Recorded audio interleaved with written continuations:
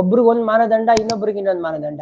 ಇದೇ ಅಜಿತ್ ಅಗರ್ಕರ್ ಹೇಳ್ತಾರೆ press conference ಅಲ್ಲಿ ಕರುಣ್ ನಾಯರ್ನ ಡ್ರಾಪ್ ಮಾಡಿದಾಗ, ವಿ ಹ್ಯಾವ್ ಗಿವನ್ ನಿಮ್ ಮೆನಿ ಚಾನ್ಸಸ್ ಅಂತಾರೆ. ಗುರು, how many chances have you given to Surya? How many have you given to Shubman Gill? ಮೋಸ ಅಲ್ವಾ ಇದು? ಒಬ್ರಿಗೊಂದು ಇನ್ನೊಬ್ರಿಗೊಂದು ಅಂದ್ರೆ ಒಬ್ರಿಗೆ ಬೆಣ್ಣೆ ಇನ್ನೊಬ್ರಿಗೆ ಸುಣ್ಣ, ಇದು ಕರೆಕ್ಟಾ? ಇದು ಟೀಮ್ ಇಂಡಿಯಾ ಅಲ್ವಾ ಇದು? ಇದೇ ನಿಮ್ಮ ಪರ್ಸನಲ್ ಟೀಮಾ ಅಥವಾ ನಿಮ್ಮ ಪರ್ಸನಲ್ ಕ್ಲಬ್ಬಾ? ಆನ್ಸರಬಲ್ ತಾನೆ ನೀವು ಕೂಡ.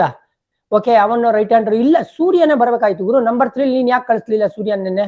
ಅವ್ರನ್ನ ಪ್ರೊಟೆಕ್ಟ್ ಮಾಡ್ತಾ ಇದ್ಯಾ ನೀನು? ಅವರು ಟಚ್ ಅಲ್ಲಿ ಇಲ್ಲ, ಫಾರ್ಮಲ್ ಇಲ್ಲ ಅಂತ ಹೇಳ್ಬಿಟ್ಟು.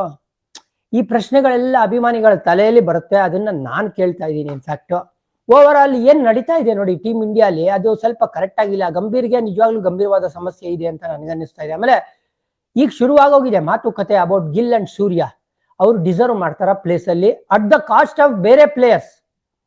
ಯಾರು ಇಲ್ಲ, ಗತಿನೇ ಇಲ್ಲ, ಟ್ಯಾಲೆಂಟೇ ಇಲ್ಲ ಅಂದ್ರೆ ಬ್ಯಾಕ್ ಮಾಡ್ಕೊಳ್ಳಿ, ಇವ್ರಿಗೆ ಎಷ್ಟು ಚಾನ್ಸ್ ಕೊಡ್ತಿರೋ ಕೊಟ್ಕೊಳ್ಳಿ. ಬಟ್ ಯಂಗ್ಸ್ಟರ್ಗಳು ಕಾಯ್ತಾ ಇದ್ದಾರೆ, ಚೆನ್ನಾಗಿ ಆಡ್ತಾ ಇದ್ದಾರೆ, ಆ ಹಂಗರ್ನ ತೋರಿಸ್ತಾ ಇದ್ದಾರೆ, ಆದ್ರೂ ಕೂಡ ಅವ್ರಿಗೆ ಕೂಡಿಸ್ತಾ ಇದ್ದಾರೆ. ಸೊ ಇದು T20 ಪ್ರಿಪರೇಷನ್ಗೆ ಅಷ್ಟು ವರ್ಲ್ಡ್ ಕಪ್ ಅಂತ ಬಂದಾಗ ಅಷ್ಟು ಒಳ್ಳೇದಾಗ್ತಾ ಇಲ್ಲ ಸರ್. ಯಾಕಂದ್ರೆ ನಮ್ದು ಟಾಪ್ ಆರ್ಡರ್ ಫ್ರಜೈಲ್ ಆಗಿ ಕಾಣಿಸ್ತಾ ಇದೆ, ವೀಕ್ನೆಸ್ ಕಾಣಿಸ್ತಾ ಇದೆ.